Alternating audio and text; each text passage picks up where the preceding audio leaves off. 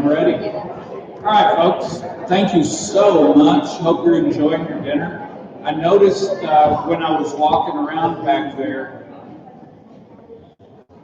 a second ago that there was some leftovers. So if someone would make sure I get a plate to take home with salad on it as well. I like that green stuff. So I don't know if my wife can hear me. By the way, Rex fixed the dinner. Did you prepare our meal tonight, Rex? Thank you, Rex.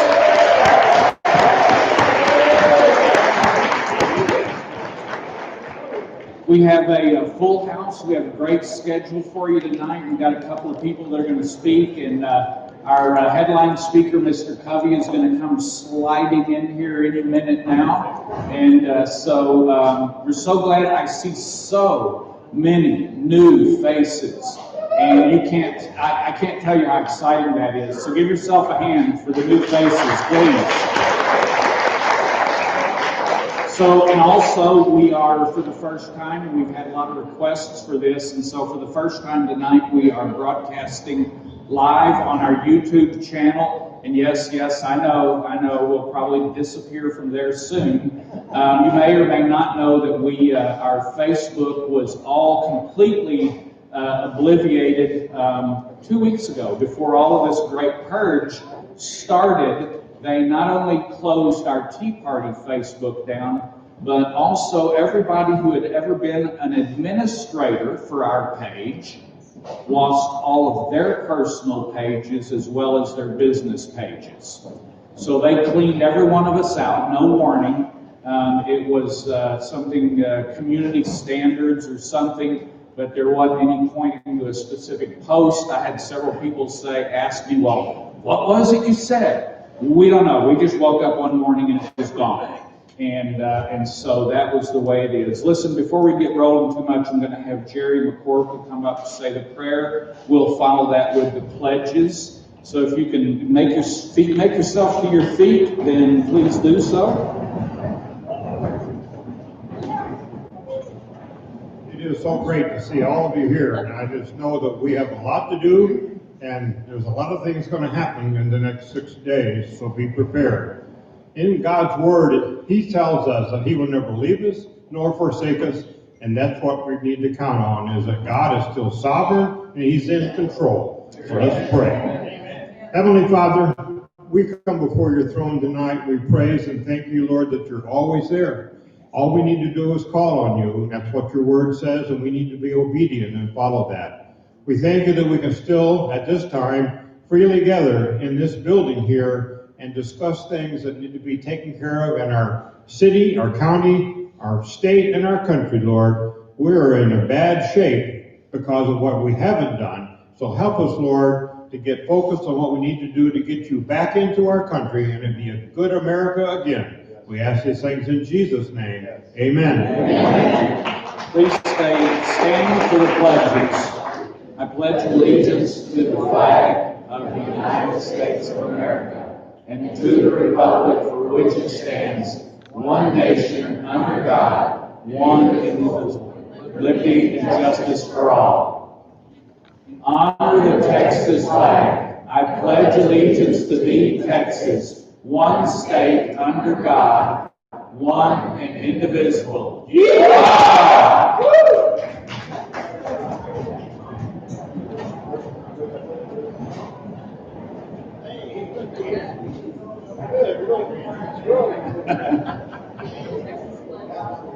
By the way, if you are new to our group, you'll notice that we added an extra word at the end of the Texas Pledge, the yeehaw. We are now known around the state for that yeehaw, and you can be in a room clear on the other side of the state, and if we do the Texas pledge, and someone says yeehaw, I'm not kidding you, Fredericksburg is here.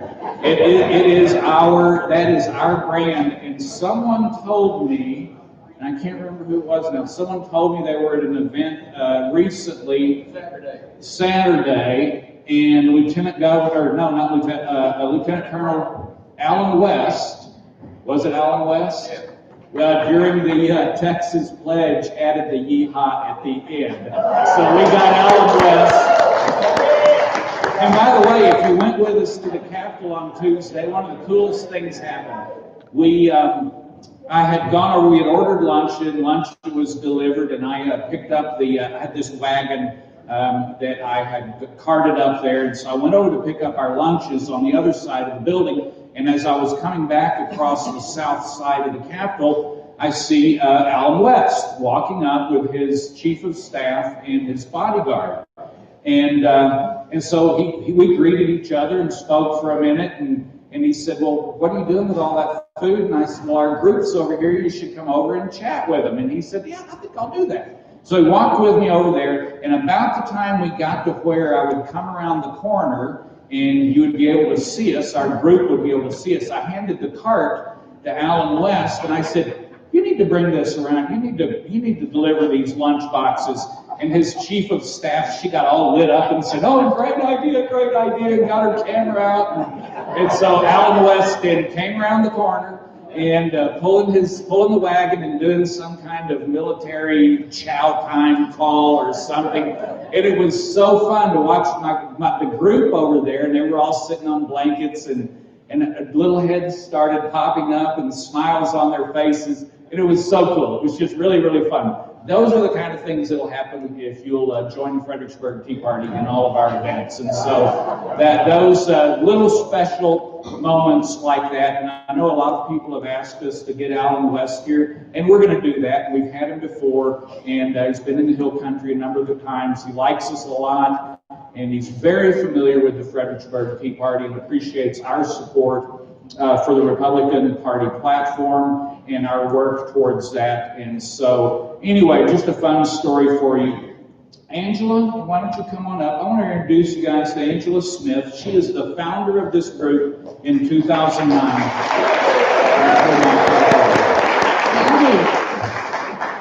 If you ever spend any time in College Station at Texas A&M, that's how you are always greeted, and it is so much fun. So when I say howdy, you say howdy. Okay, so here we go. 1, 2, 3. Howdy! Howdy! See, doesn't make you feel great? So much fun. I serve as a communications director and have several hats in the organization. And I just wanted to focus you guys on a couple of things. First of all, outside we have shirts for sale, and if you have already purchased one, we need you to pick it up tonight, please. Also, we have started in this last year the idea of focus groups. For every one of you that's out there, there's probably an issue that is near and dear to your heart and that you would like to work on. That can be at the local level, the state level, the federal level. We are primarily focused on the state of Texas. As you might suspect, we believe that we're going to have to save it after all that you've been seeing going on. So our focus group people will be sitting outside tonight to talk with you. We have Second Amendment, we have election integrity, we have faith and family, city, and then sanctity of life. We also have a brand new leader that has stepped up tonight for border security. He's here with us tonight, Dave Heckert. He's sitting right over here. So good guy. We're excited about that. So that's going to make 6 different issues that we're going to be focusing on. These people are just like you. They just said, hey, I want to work on this, and we're going to do it. And that's how this how grassroots works, folks. It's just the regular people out there stepping up to the plate, using their time and their talents to move the ball forward when it comes to these issues. I want to tell you, when it comes to communication, we have really tried hard to make it easy for you to know what's going on, no matter what form of communication you use. We have a Monday email that you haven't signed up for that already and are on our email list. You can do that online. That's probably the easiest way to do it. If you'll notice at the very bottom of the page in the small print, we have a text messaging system that we use for very specific issues that need of the moment action, okay? So that isn't, I'm not going to be texting you every day, but occasionally you'll get one, and during the legislative session, primarily we use that. We have been kicked off of Facebook, and we are now on MeWe. We love MeWe. It's a lot of fun. You need to get on there with us. I have a personal Facebook page that I set up temporarily so that I could direct people to MeWe. Also, we are on Rumble, and when Parler gets back up and running, we are at Parler. So there's lots of ways for you to communicate with us. Matt even puts his cell phone number at the top of the website page, right? So Yeah, my phone number is Yes. everywhere. yes, it's there. We have you can email us. We will get back with you as soon as possible. I want to direct you to the dates to remember at the bottom of the agenda. These are very important dates. And the one that is extremely important is B, Tuesday, January 19th.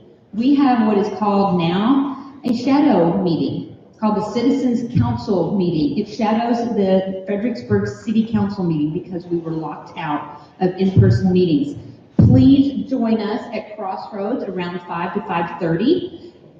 You need to be getting our emails so you'll get all the information on how to be involved in that.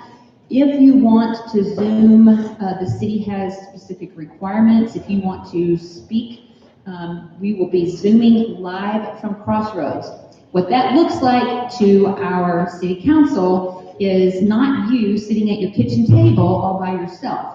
It looks like you with lots of people hearing what's being said, egging you on. So it's a little different. I don't think it's fine with COVID instructions. So we are going to be at Crossroads on Tuesday night. Please come out. It's a lot of fun. We have a lot of people there, people that you might not come across. If you do not live in the city, visit here, I shop here. I am sick and tired of the city driving the COVID narrative. It's making money for people. It is over. We are no longer in an emergency. Yes. You guys know how to handle this. You know when to get out. Yes. There are very effective treatments. If you haven't already heard about them, please talk to us. We are not doctors, but we have anecdotal stories all around of people catching the COVID and doing just fine, coming out of it alive and not having to end up at the Hill Country Memorial Hospital. That's probably the most dangerous place. So, in my opinion, I wouldn't go there. I told Matt that tonight, as we're kicking off 2021, it's a very everything's very different. And 2020 was different, but we are now past that, and we've seen what can happen when we aren't involved. I'm going to give you a little speech. I never do speeches. We talk very off the cuff, don't we? With a lot of passion, and we don't really do that. But I'm going to speak to you directly from my heart, but from a speech that I wrote, so that you will understand how desperately we need you involved. As you know, my name is Angela Smith, and I am the founder of the Fredericksburg Tea Party. FTP was started at my kitchen table, without texting, without social media, and I barely knew how to use a computer. However, the will of God is a stubborn thing, and He always provides for the task that is laid before us. I was not politically savvy in 2009. I just knew that something was not right, and neither political party owned that perception. So, no elected officials were allowed to speak, even though they tried, and no party was allowed to promote themselves. 700 people showed up over here at Marketplace. Fast forward 12 years, FTP's workforce reputation reaches into many parts of the state, even though 10% of the people who associate with our group are doing 90% of the work. I spoke with Lonnie Pope today. Many of you met her during the election cycle today, and I found out that Gillespie County, because of the Fredericksburg Tea Party, was the most active county in all of the SBOE District 5. Yeah. She told me that. I didn't elicit it from her. Her district covers 13 counties, by the way. With that said, approximately 5 to 10% of our followers were involved. They either helped with it or came out for it. The state of Texas may look solidly conservative to you today. However, speak to anyone who moved here from California, and they will tell you that we are following in the footsteps of the state that they moved from. The problems that are plaguing President Trump's election can be traced directly back to the states and their election integrity issues. Because of election integrity issues in Fredericksburg, Texas, the city has been sued by FTP members Jeanette Hormuth and Jerry Farley. Yeah. Man, this is hard work. Please contribute any amount to this cause. Election integrity is a cornerstone of a constitutional republic, and as of today, we not only have blatantly fraudulent elections in Texas and elsewhere, big tech and others are boldly attacking our First Amendment rights, and our other God-given rights are under attack as well. You know, I grew up hearing that they took the Bible out of the school, and that they were doing a number of nefarious things that made me feel like a victim to their whims. I have since learned that they do what they want to when we do not show up and exercise our responsibility to keep and protect a constitutional republic that is by and for the people. Exercise, folks, is the operative word. There's an opportunity, of course, I think Angela mentioned earlier, we go to the Capitol every Tuesday, and at the beginning of the session, we go every Tuesday. Angela mentioned earlier, we go to the Capitol every Tuesday, and at the beginning of the session, we go every Tuesday, and later on in the session, once the committees are chosen and all of that, then what we learned at the end of today was that we learned yesterday that the legislature, the House and the Senate are going to finish up doing their rules today. Some of the rules were pretty scary. I don't know how many of them got adopted to go over all the excuse they want. Because believe me, folks, they don't want us up there.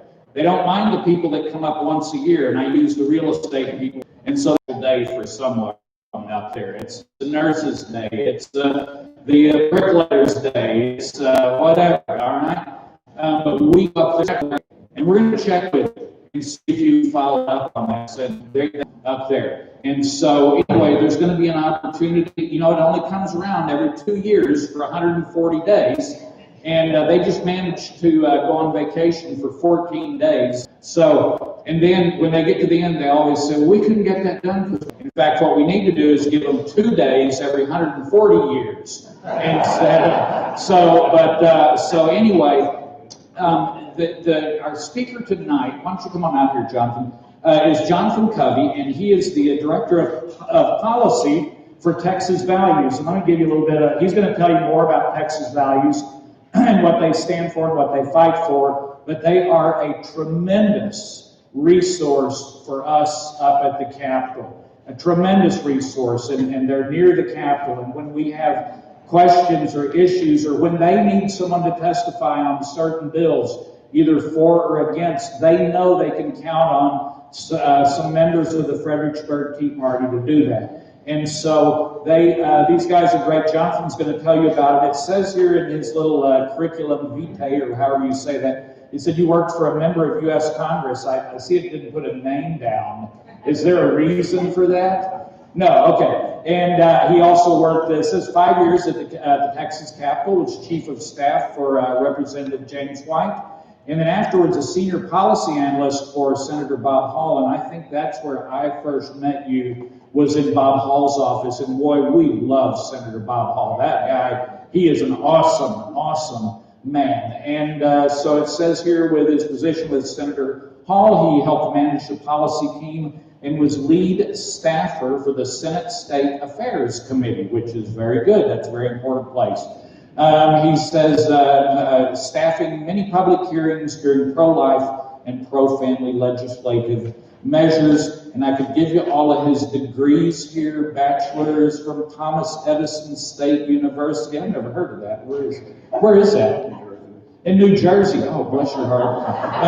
Oak Ridge College of Law. Let's see. Oh, here we go. Man, I'm telling you, these checks are adding up. You clerked in Orange County, California? Texas. Oh, Texas. Okay. Close. All right. And it says you're currently working on your second law degree from, I'll get this wrong, Mitchell Hamline School of Law. Did I get it right? Sir. All right, very good. So anyway, welcome, please, Jonathan Covey.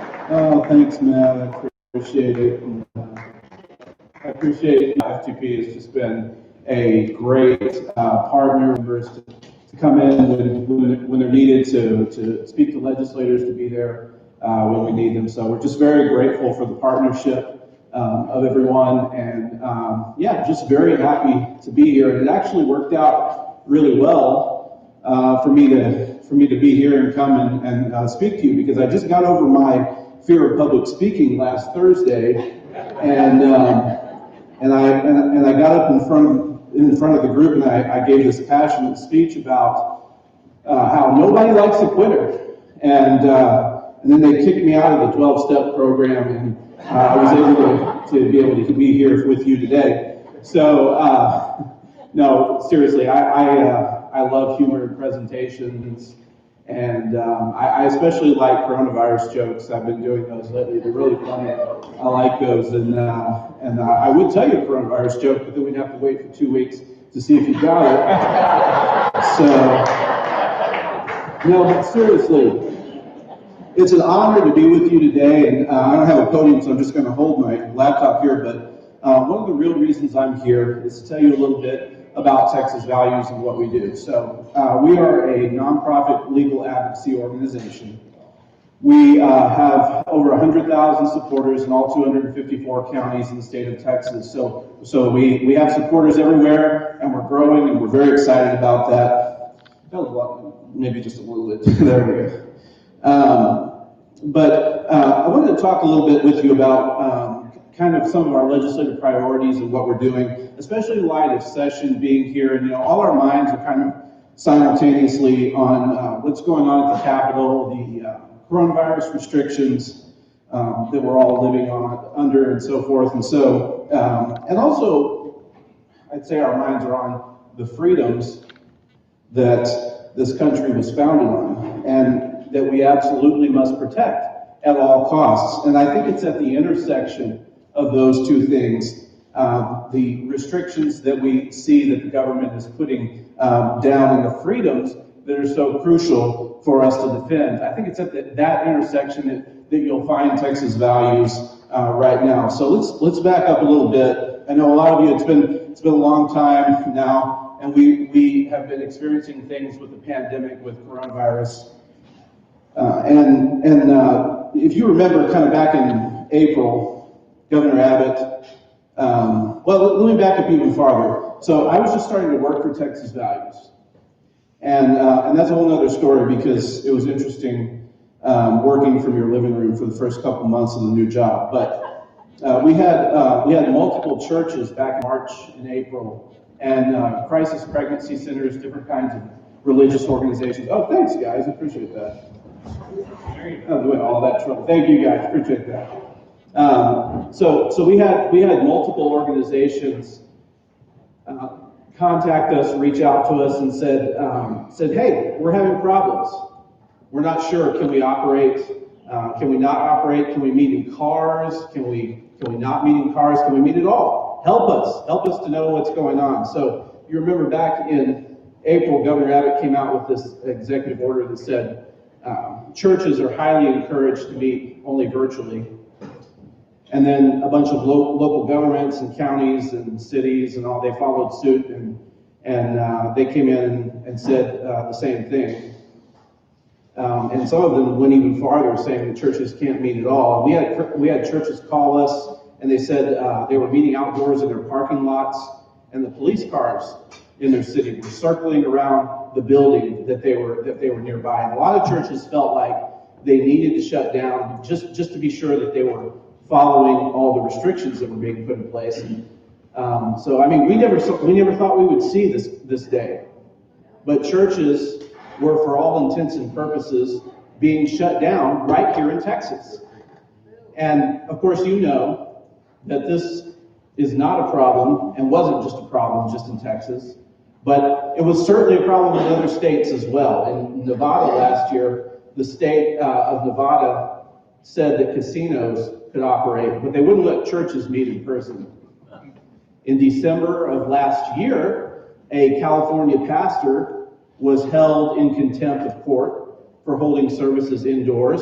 And of course, everyone's favorite governor, New York Governor Cuomo, he broke down his state into red zones, orange zones, and yellow zones, where attendance at worship services in churches was limited to 10 people if you were in a red zone, 25 people if you were in an orange zone, and only half of your building capacity if you were in a yellow zone. Well, that case went to the Supreme Court with our new conservative majority, Amy Coney Barrett, on there. And the Supreme Court said, nah, states can't treat businesses any differently than they treat churches. And that's a blessing. Now, using the Supreme Court case that came out in that situation, our team did some legal research, and we're trying to use that, we are using that to spin it into a legal framework that lawmakers can use to file legislation protecting churches. And so I'm gonna, and you've got, I haven't met Joe Murphy, but he was in contact with me. So you got him to blame for this now. He said that y'all are a well-informed group, so I'm gonna geek out on some law here with you, and so if it gets dry, you've got Joe to blame for that. But in order to stop governmental restrictions on churches, the church has to be able to apply for what's called in court a preliminary injunction. So this is basically the court is putting a stop. It's asking the court to put a stop to government restrictions so that everything else can be sorted out by the courts.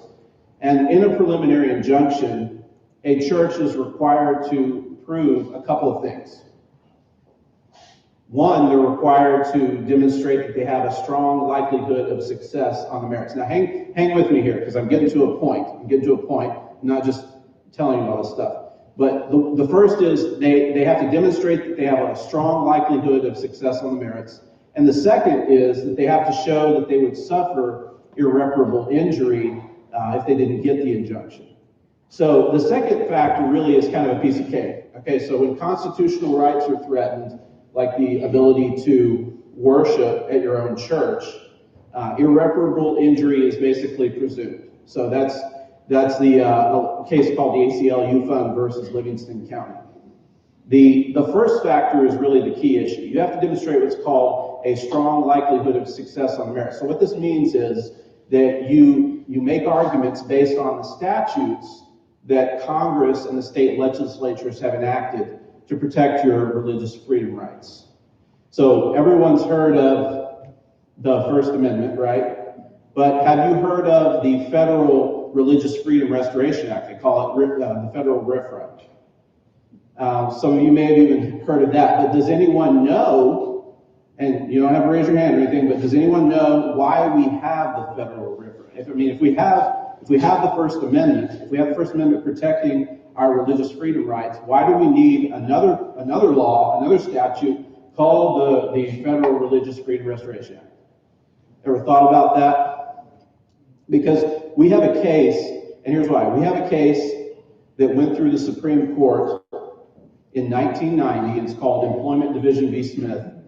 And before that case came along, the status for government law burdening your religious freedom rights had to be what's called a compelling state interest. So that's the highest level of scrutiny that the court puts on a law that burdens your religious freedom rights.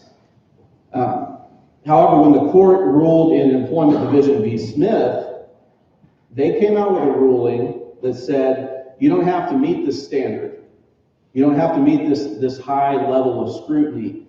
They said if the burden on religion is an unintended result of a law that's generally applicable. So there's two requirements. You don't have to meet the compelling state interest standard if the law that burdens your religious rights has an unintended result and is generally applicable. So let me translate.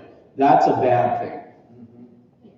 And it was a very bad thing, and it was so bad that it prompted Congress only 3 years later, in 1993, to pass the federal RFRA, which went a long way towards restoring that compelling state interest standard, to make sure that the law, that when the government creates a law that burdens your religious freedom rights, that it has to meet the highest standard that the law requires. And yet, even with that, state governments across the country, just in 2020, were able to put enormous restrictions on churches. Now, I know we went into kind of some detail on that, but I tell you all of that to tell you this. We found out some things with our legal research. We have protections both on the federal level and the state level, but apparently neither one of them is enough. And that's why we'll be helping to push legislation this session that makes it clear once and for all that church is essential because faith is essential. And people's spiritual well-being is just as important as their mental well-being or their physical condition or their physical well-being, if not more so. So that's kind of one of our priorities that Texas Values is working on. And I have a couple other things that I want to run through really quickly, and then I'll let Matt jump up here if he wants to. But we'll kind of be working on that as an issue. And we have in the Senate, we already have a Senator Paxton has filed some legislation, SB 251, on this issue, and then we're working on some House legislation, a House author as well. We're also working on an amendment to the Texas Constitution. That's a little bit longer shot, but we're hoping that there might be some interest in that. And I don't know if any of you got to see just a few hours ago, Governor Abbott was speaking at TPPF policy orientation, and he said that religious freedom is his number one top priority this session. So we'll see. Hopefully we'll stand on that. Right. So one of our other priorities is bringing back, on the life issues, bringing back heartbeat legislation. So I don't know, a lot of you probably remember Representative Briscoe Cain filed HB 1500 last session on the heartbeat bill. So we've been working with him. We have some tweaks, and I think we've got kind of a unique approach on heartbeat legislation, but we're kind of contemplating some epidemiological reporting requirements. But basically, the basic idea is that the bill can be broken down into three parts. We want to test, inform, and protect. We want to require physicians to determine whether an unborn child has a detectable heartbeat. We want to inform the mother of the results of that determination, and we want to protect each unborn child with a detectable heartbeat. So we'll be working on that issue. And then another issue that's kind of going to be a top priority for us is and many of you may be familiar with this, but there's a push on the national and state levels to protect minors from gender transition surgeries and hormone and puberty blockers. Even in Congress,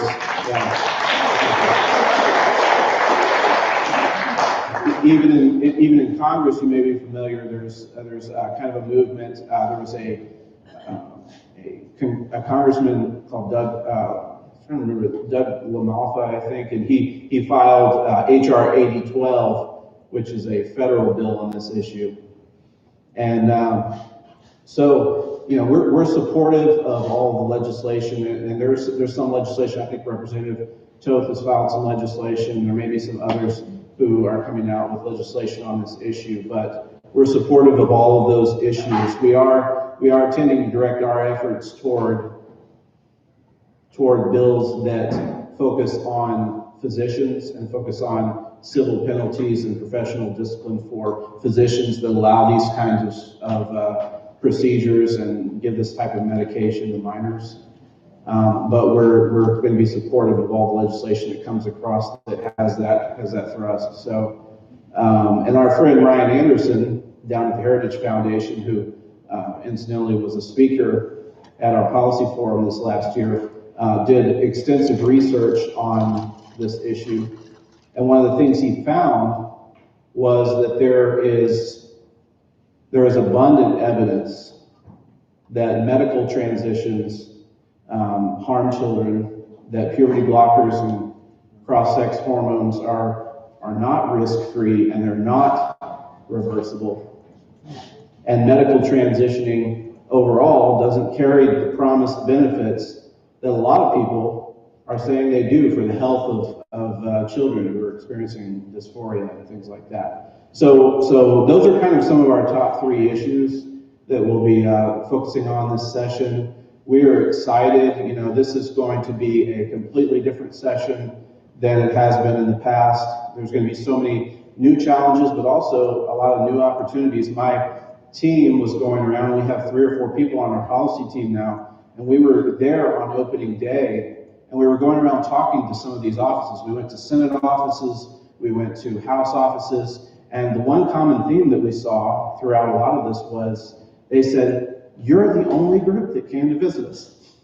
They said, and some of them said, "Oh, well, there's only been a few groups that came by," but they said this is totally unlike any other opening day of session that we've ever seen. There are very few people at the Capitol. So this is an opportunity. This is an opportunity to seize, to be able to get up there and actually have your voice heard by legislators. And it's one that we're going to be every day that the Texas legislature is in session. We're going to be there. And you can pray for us. We cover your prayer. We ask for your prayers. You can continue reaching out to prayers. You can continue reaching out to your elected officials. And one thing that I like to say too is you can continue to affirm absolute moral truth, because that's where all of this comes from, right? Absolute moral truth. So if we don't have a basis, if we don't have a foundation, a biblical foundation for what we believe, then we don't have anything to base it on. And that's where a lot of problems come in, especially with the gender transitioning issue for minors, is people say, well, I don't know, where you get that I should be a certain thing. So keep us in your prayers, continue to affirm absolute moral truth. And we really thank you for the opportunity to be here tonight, and I'm open to any questions. All right, thank you. Stick around, we're going to hang out here for a minute. Let me ask you about last session. Don't go anywhere. We're going to have a big old party up here. All right. Let me go ahead and ask you about last session. You had some pretty big successes last session. I think the Chick-fil-A bill, we had a few of us in here come testify on that. Would you tell people, some people may not be familiar with that bill or what it was about? Would you kind of tell them what that bill was about and what it accomplished? Yeah, absolutely. So, and I wasn't working for Texas Values then, but I was working in the legislature, and I remember that bill talking about, and this kind of all stems from having the city of San Antonio saying that they weren't going to allow Chick-fil-A to open up shop in their airport. Because they had given money. Because they had given money to different religious organizations like Salvation Army, different places like that. And so it was a ban on free expression of speech, of actions, free exercise of religion. And so we helped Senator and representatives file bills on that issue, and the governor signed that into law last session during the 86. And so, and you'll see, especially coming up this session again, because this issue is still alive and well, you'll see in the LGBTQ caucus in the House has already threatened to bring back what we call ban the Bible legislation, which is to ban the free exercise of speech, the free exercise of religion, and how to express it. And they want to repress people and persecute people of faith for doing this. So that's a big issue. Yeah, in fact, we testified on quite a few of those ban the Bible bills, as we call them. And the sad thing was that you would go into the room and into the committee, and there would be 200 or 300 people arguing on the other side, right? And there would be like 5 or 6 or 8 or 10 of us, and that was one of the most discouraging things. How do you think we can fix that? What is there a solution to that? Because the left turns up in huge numbers, and we'll talk here in a minute about protecting the children, because they turned up in huge numbers there in the last legislative session. Do you have any magic dusters?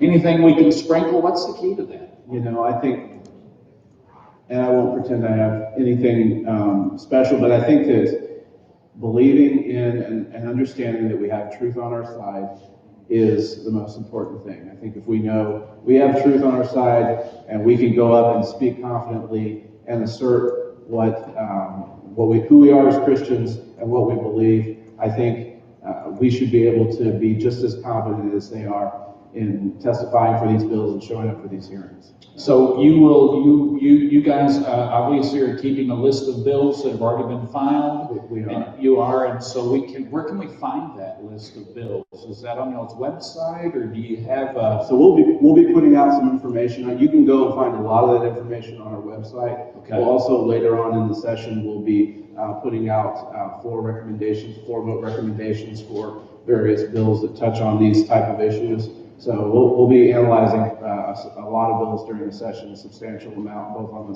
the House and the Senate, and making recommendations and providing analysis. So you can see that on txvalues.org. txvalues.org, if you're taking note, txvalues.org. Let's see, I had a whole bunch of questions about last session.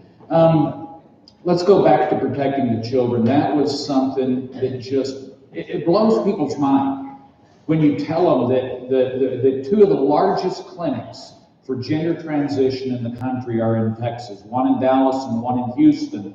The name of the company, by the way, is Genesis. Genesis, yeah. It is spelled with S-Y-S. But it is, they are, what they do is they give little boys puberty blockers, give them chemicals and drugs that stop the process of development.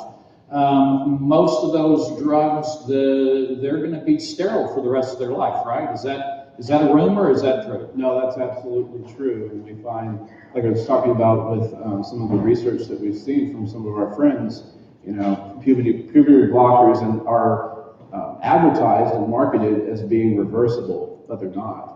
Yeah, you find you'll always have drastic side effects especially for children taking it, and it stems their growth, it stems their maturation as they're coming up into adulthood as well. So typically, a lot of the children who are taken off of these medications will end up with developmental problems. Will end up with mental developmental problems as well. And it's hard to talk about that. I mean, these are the kind of things that 40 years ago we wouldn't have talked about in mixed company, right? All the women would have been in the kitchen talking about it, and the men would have been, in the parlor or whatever talking about it. But we do have to talk about it, and it is a difficult thing. It really is. I mean, I can just see faces out there going, "Oh, do we have to talk about this?" Yes, we do, because this is very scary. And when it comes to little girls, they're doing the same thing. Even as teenage girls, they're cutting off their breast, the material from their breasts, and it is so beyond comprehension that I even have a hard time even talking about it, because it just, here's what we've said this a lot. When you turn 18, when you become an adult, if you want to mangle your body like that, God bless you, go for it, whatever, right? As an adult. But what 8 or 9 or 10-year-old boy or girl has the ability to make a decision that is completely life-altering at that point? Well, and that's the kind of the significance of that, is that they don't realize the extent, and children don't have the maturity and the development in place to realize the extent of the decisions that they're making, especially with regard to this kind of medication. So as much as, we also oppose government regulation, we believe in protection of innocent life and of children. So this has to be protected and regulated. Absolutely. And it's just scary. Listen, this was one, Angela and I have to tell you this story, and I've told it a bunch of times. Was it last session, Angela, or the session before last, wherever Angela is? But anyway, okay, there you go. She's out in the hallway somewhere. But Angela and I we knew it was going to be a late night at the Capitol, so I was upstairs in one hearing. Angela was downstairs in the hearing where the LGBTQ issues were happening. And she sent me a text in the middle of the afternoon that said, "It's really scary down here." And I kind of sent back an LOL on that it is. And then maybe an hour or so later, she said, "No, it's really scary down here. When are you coming?" And so I went down there, and I don't even know how to say, there was palatable evil in the room. And I'm not talking about the adults that can do anything they want to. I don't care. Dress how you want to dress, do whatever, cut off whatever body parts you want to as an adult. But when I walked in there and saw the children, the little boys with their, in dresses and playing with Barbies, and one of the senators asked the one woman testifying, "Well, how many genders are there?" And she went, "Oh, as many as there are people in the room." And it was just things that just blew our minds. And again, when you're a grown-up adult, I don't have a problem with that. Whatever you want to do. And that's what we are. This is a liberty. That's what liberty's about.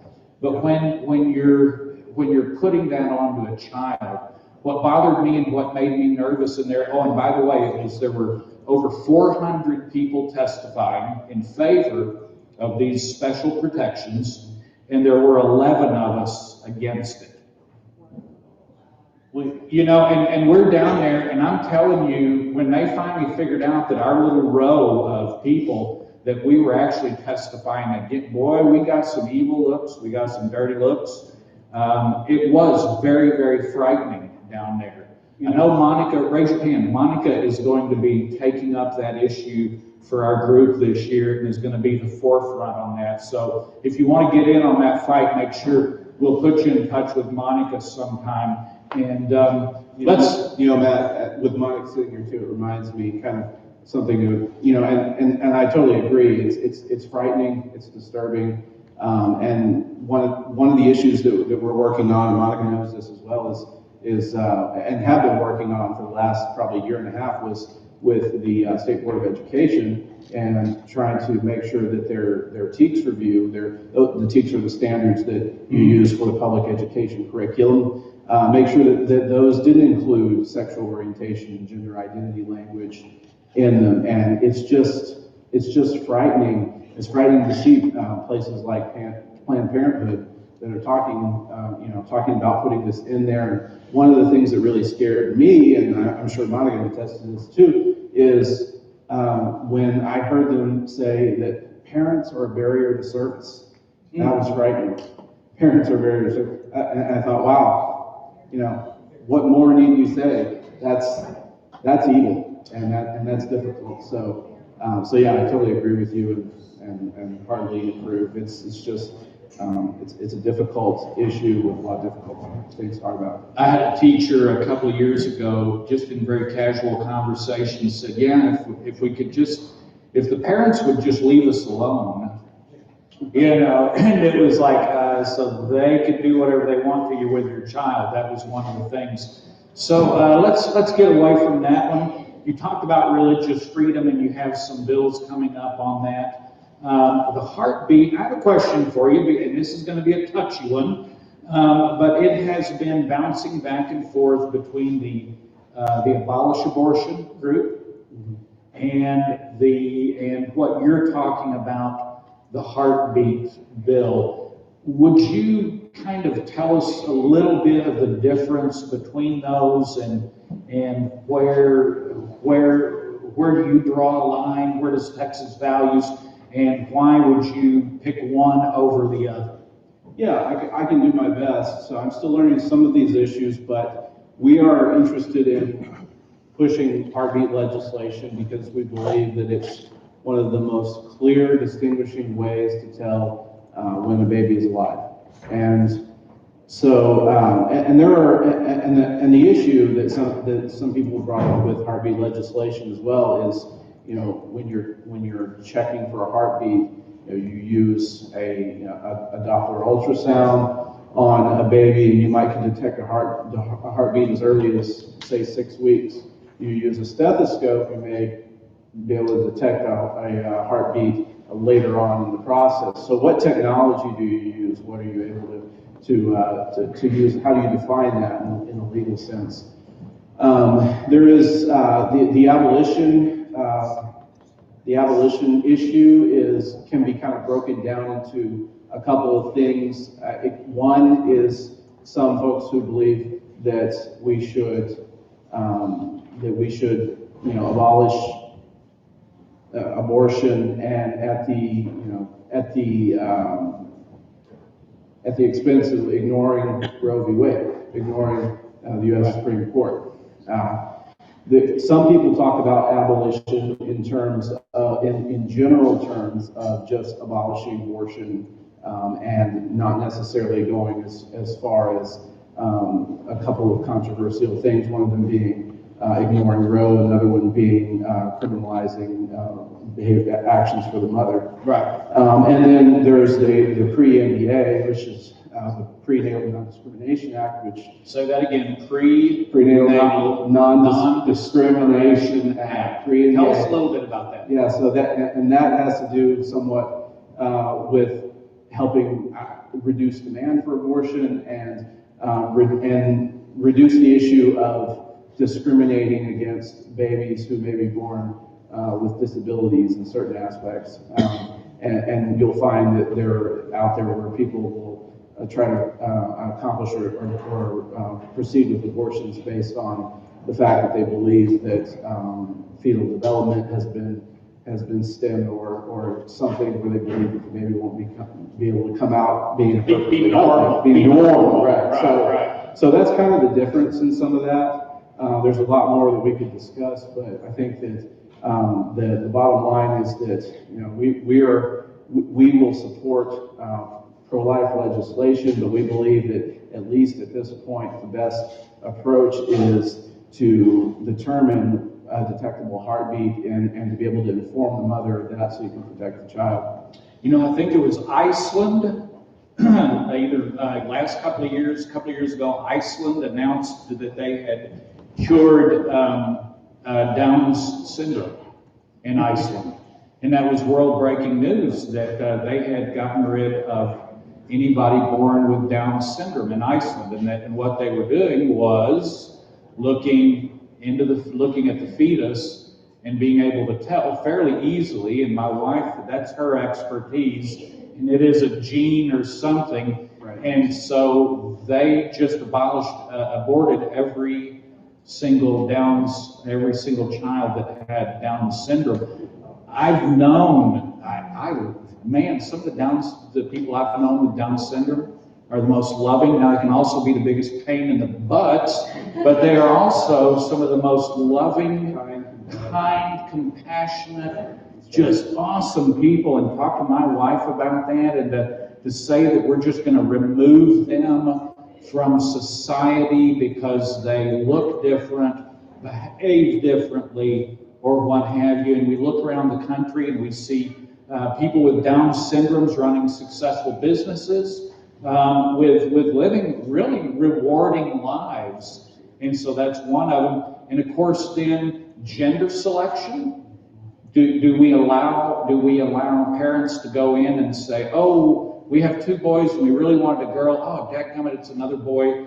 Let's go ahead and get rid of this one and try again. Right. how far do you take that? So where does that stop? And so, anyway, and that is the Prenatal Non-Discrimination Act. And did that pass last session or not? No, It did not, but we believe we'll see some of those issues coming back up again this session. We know Human Coalition and some other partners are working on those issues. Texas as well. Right to Life, they're right there with you, aren't you? You guys work right hand in hand with them. We work with them quite a lot. Yeah, really well, that's what I know. So you mentioned some of your priorities.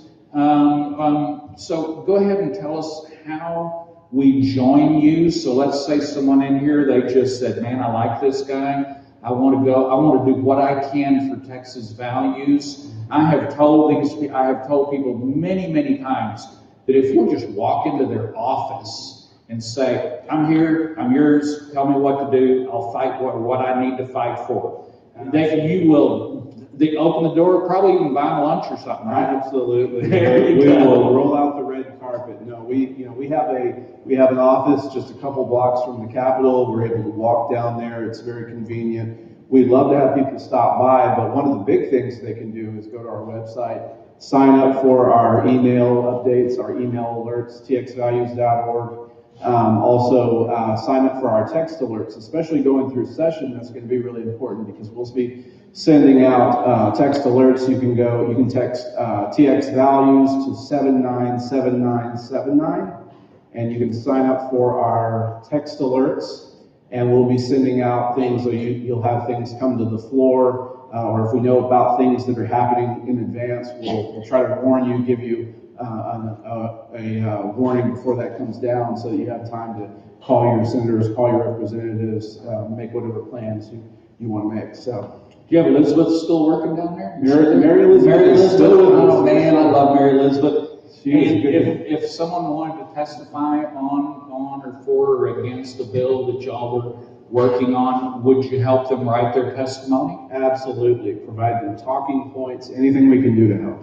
So, see, I'm telling you, this is an open door. The carpet's laid out, and if you want in on this kind of thing, Texas Values, they have just been absolutely amazing up at the Capitol. Give us a report on our representative, Kyle Biederman. Is he a good guy for Texas Values? You know, I saw him on the House floor today. I wasn't personally on the House floor, but I saw him over my monitor on the House floor today. He's a great guy. He's standing up for your values, standing up for conservative values, and actually a pretty funny guy too. We got to hear him talk a little bit today. So yeah, really good representative. We love him.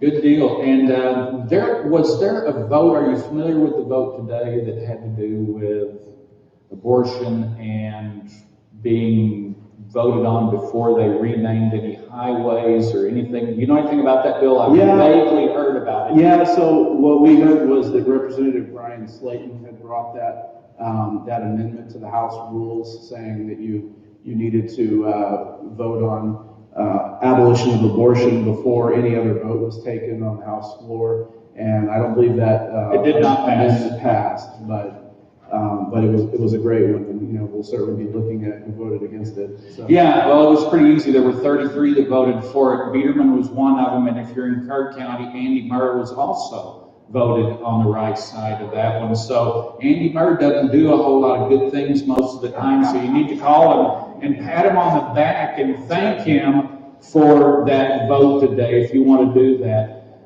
Let me see, folks, we have a microphone right here in the middle of the room. And if you want to come up to it and ask Jonathan or me any questions, please, the microphone's right there. I see everybody scrambling for the microphone. What's the text number? All right, let's give the text number So let's again. do that again. So 797979. Yes, ma'am. Text TX values. TX values. Now, we had to train some of our people on how to send this. So that 797979 is like the phone number. So you pull up your text like you're going to text your grandkids or something. So that's the number, 797979. And in the body, you put Texas values, and then you send that. And we also have one here, and I'll just remind you of it right now. You have to put that in the tiniest deadgum print. All right, here we go. If you want to receive text messages from FTP, our number is 77599, and you send the message FTP. And we don't abuse that, but we do use it during session. It's very often that we need, if we can do it in an email and have 24 or 48 hours, then we'll do that. But there are times when we need you on the phone right now to call your senator, call your representative. And so that is, I'm assuming that you kind of use it that way, so you're not going to abuse them if they put that in texting. No, we'll only give you the things that are most relevant and most important to our issues. So. Okay. And you know, Matt, I was going to say really quickly, a lot of people overlook phone number. If you ever just want to call us at our office, you can call us 512-478-2220. 2220-512. We have our team on the other end. We have our policy team as well as other members of our team that will answer the phone, and we can get you an answer probably within a few minutes of when you ask. So. All right, we have a question right here. I think you have to turn the button on there. Tom, help her out. Make sure that button is turned on, or someone there. It's right on top. Right on top. It should go green. There you go. Is it green? There you go. All right. Thank you so much for being here. We were there, Matt and Angela Hall, the group of us up there for opening day also. And if you went in, it was random or intermittent conditioning. Some of you get tested and some of you don't. But we were wondering, those of us who didn't want to be tested didn't go in because we don't want them tracing, etc. Did you have to be tested to go in? I did actually. On the opening day, and we were given some tickets to the House Gallery, and so I was going to the House Gallery, and I was tested once just to get in the main building, and then I was tested again to get into the House Gallery, so twice in one day. You could have got the Kung Flu between the front door Between the front door and the hallway. I'm telling you. So you not only have a T, but you have a TT on your suit. That's right. Okay, this other one is kind of serious. Doctors have gone before state legislations and said, please, it is bothering us. We hear the fetuses thrashing around and screaming because of the pain, trying to avoid getting with the instruments. And some legislations have said, well, we can't do anything. Some legislations have said, yes, we will legislate that they have to give them pain medicine or sedatives for the fetus's sake. And I wondered, does Texas have anything to protect a fetus from the pain that they feel during this process? I can get back with you on that. I don't believe that there's any specific statutory code that says, they have to be provided, pain medication or anything like that, but we can certainly look that When up. babies are in utero and expected and wanted to be alive, they give them pain medication and sedatives when they do those in utero operations. Right. But our little fetuses, I guess you can cut their throats and cut their umbilical cords and stop it. But I just wouldn't, Texas should consider something. I mean, the idea makes sense to me, however, I don't know if that's in existence or not right now. Thank you, Susan, from Carville. All right, Tom, go ahead. I've got some concern about the direction that you're going. Religious freedom bills. The First Amendment is pretty clear in my mind, at least the way I've learned English, it's pretty clear. And it sounds like they're trying to put the First Amendment through the same deal that they've done with the Second Amendment, eroding it piece by piece. Well, we need another bill that's going to restrict this gun ownership. We need another bill. We need another bill. And it seems like we're starting to do that with religious freedom. I understand that it may be needed at this point, but let's not lose sight of that Bill of Rights that we had. That's right. Absolutely. Almost 60 years ago, I don't know if people remember, Hank Thompson recorded a song called I'm Going to Practice Freedom. In that song, he talks about the Bill of Rights. And he says, when it was first written, it was just a piece of paper until Americans gave it life. Right. And if we don't go back to giving it life, it's going to die. Absolutely. Thank you, Tom, appreciate it. Yes, sir, would you tell us your name?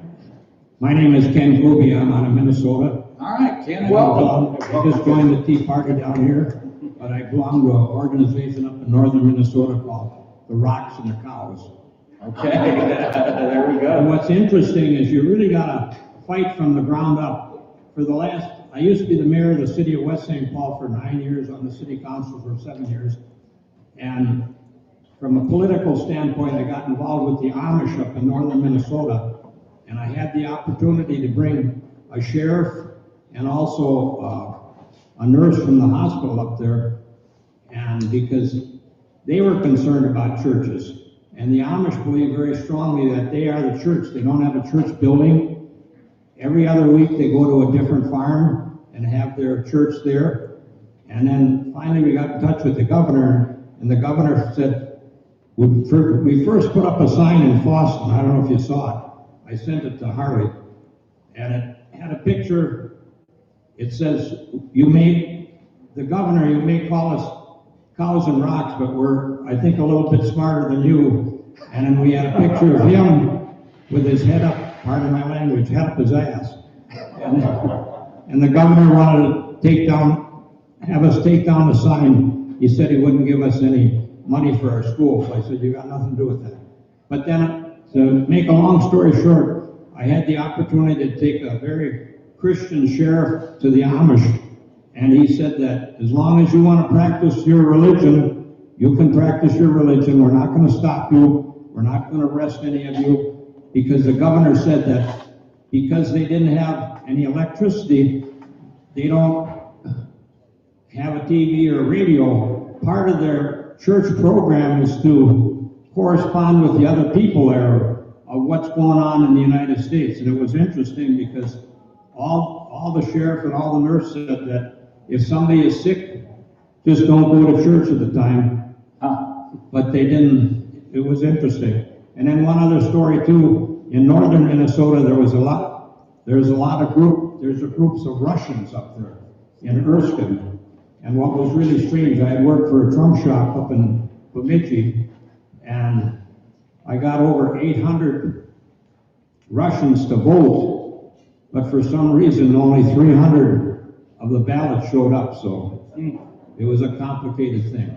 Well, Ken, one thing I would say is I'm sorry that you're not on the city council anymore, because I feel like Minneapolis is the one that got started all this defund the police business, weren't they? Well, I could talk a little bit about George Floyd. Says he's dead. Ken, you gotta take us Texans up to Minnesota for some real fishing.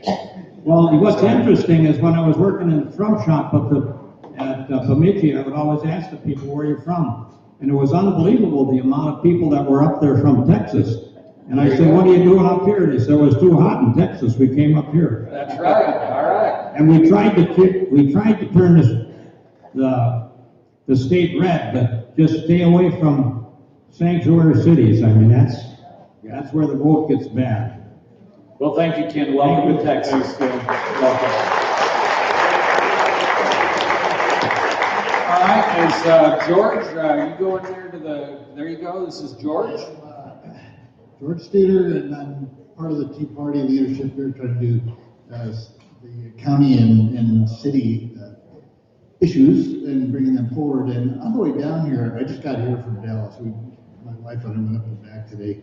And on the way back, we were listening to Mark Levin, and he's saying, at the state level, we should be looking at antitrust and what it's doing, nationally. We should be trying to keep them from establishing media and other to controlling our First Amendment. And are there things that you're doing antitrust-wise at the state level? Yeah, that's a great question. So I know for us at Texas Values, we've had discussions about big tech censoring, and of course we're very active on social media and a lot of different platforms. But one of the things that we're trying to do is move to making sure that we have just as strong of a sign-up list, of an email list, so that we can actually reach people, because there's a very real possibility we could get kicked off of social media platforms with some of the stuff that we post as well. And we're trying to make sure that we stay in contact with people, that we have all the information that we need, and that they have all the information they need to be able to get in contact with us if we lose that mode of communication. So we're working on it, and there's some, yeah, exactly. That's right. Monica? Yeah, thanks for being here, Jonathan. So I'm really curious, so obviously a lot of these things that we're dealing with abortion, religious liberties, even talking about our guns and our freedom to bear arms, what's happening with the children of transgender, the sex education.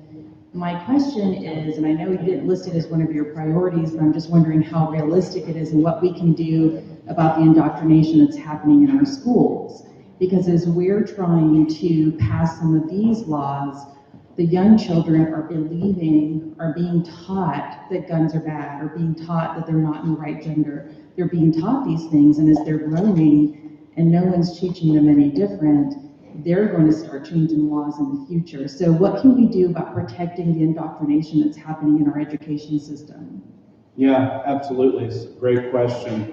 I think that one of the things that we can do, we just finished doing, which was going through the TEACS process and being there. I know many of you helped testify in favor of the abstinence-based approach to sex education that we were helping fight, and Monica was helping fight at the State Board of Education. So, just showing up at those types of hearings, being there to tell the members what we believe, that's important.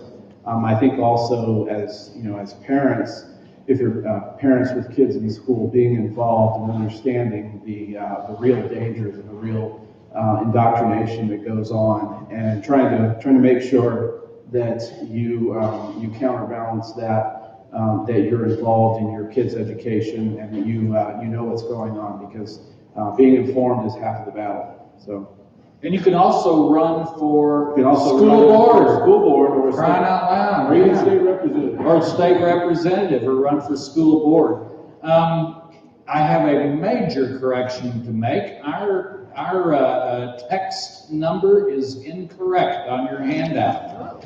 So let me fix that up before I get in trouble. To receive text messages from FTP, the number is 66599.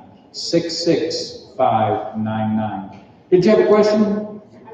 All right, step up to the mic. There you go. I'm very nervous. I don't speak in front of people, but I have a little bit more information about the education system, and y'all want to look this up. Charlotte Iserby, she was in the U.S. Department of Education under Reagan, and they worked on what Reagan was doing is changing the education system, and it's been happening since long before that.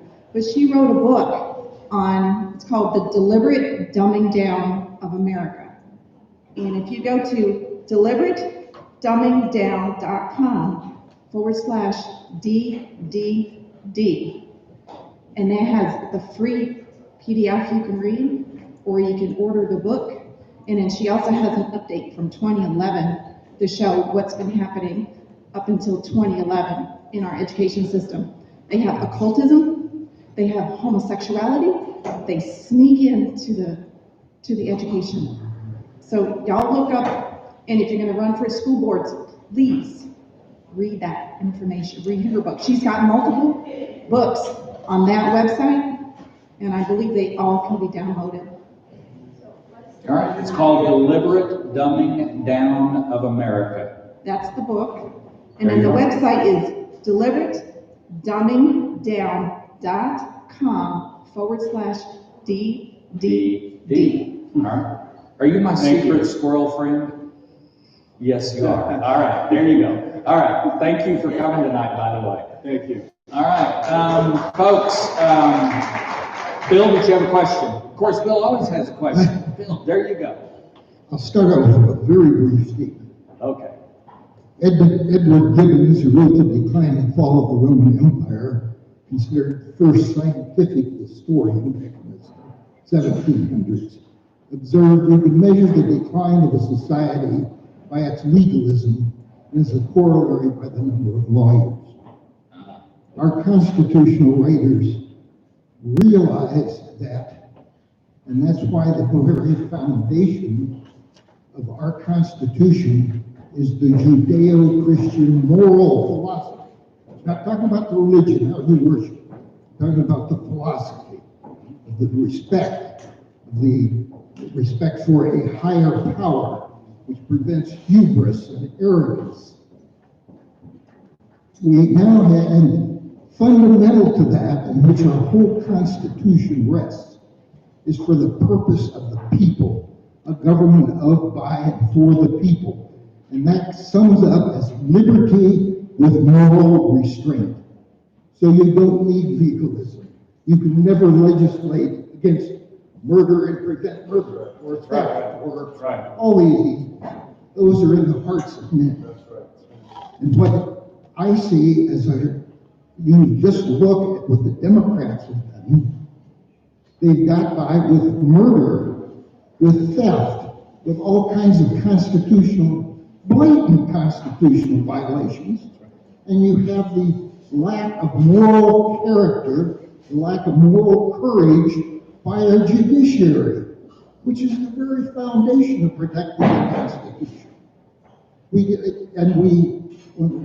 My question relates to this. When are we ever going to pass laws that make politicians and bureaucrats, the administrative state, held to the same accountability of moral rectitude, of honest action, transparent, that we require from private business? And until you send politicians and get rid of the administrative state, you will not solve any problem. I have been briefly concluded. I have studied a great deal of history, both world and America, and I've always wondered why countries, why nations or societies collapse after about 250 years or less. I now see it myself. I don't have to read it in a history book. I can see it in our country. I know why. I feel why. I understand why. And unless we have moral courage to stand up and to say, oh, well, we can't go against the Constitution. The Constitution is not a suicide pact. If you see somebody getting murdered, you don't say, oh, well, I can't do anything about it because that might be against the law. That's asinine. And unfortunately, we have a lot of asinine politicians and bureaucrats. That's right. And so I'm asking you about, are you,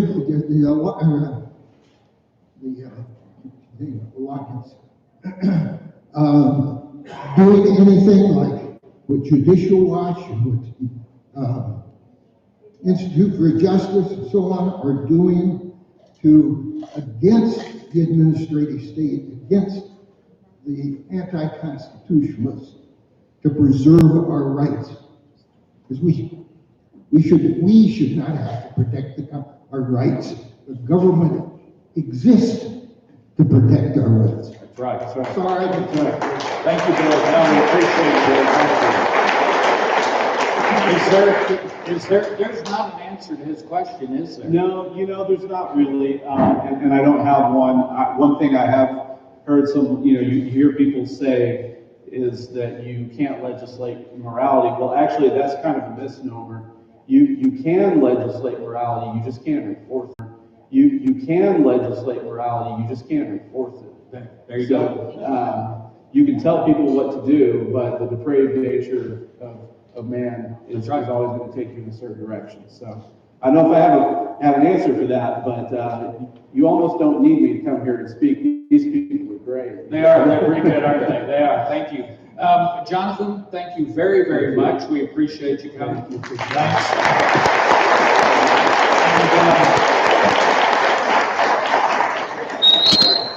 And please, before you start getting up and leaving, I want to say that our next meeting is, it is February, the February meeting, and it is on the 11th, is that right? It is. The 11th, all right, Thursday the 11th. As you know, every February we have our Valentine's meeting. It's actually our Guns N' Roses meeting.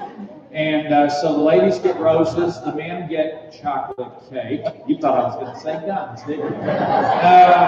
And the reason it's called Guns N' Roses is because our speaker every February is Rachel Malone with Gun Owners of America. And I think when Michael called her this back in the fall and asked her if she was going to come back in February, and I think she said, well, yeah, you think I'm going to go anywhere else in February? So she is permanently lined up to be our Guns N' Roses speaker, and so we will be here for that. I do want to ask you, our wonderful volunteers who help us tear down the tables and chairs, we would like to ask you to please wait about 15 minutes. I'll let you know. That way people can visit without all the racket going on. And I think my wife was trying to signal me.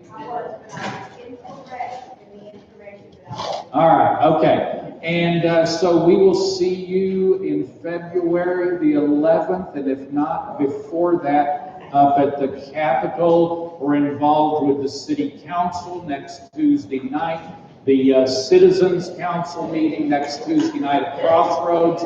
All kinds of opportunities for you to get involved. Thank you very much. Good night. Be safe.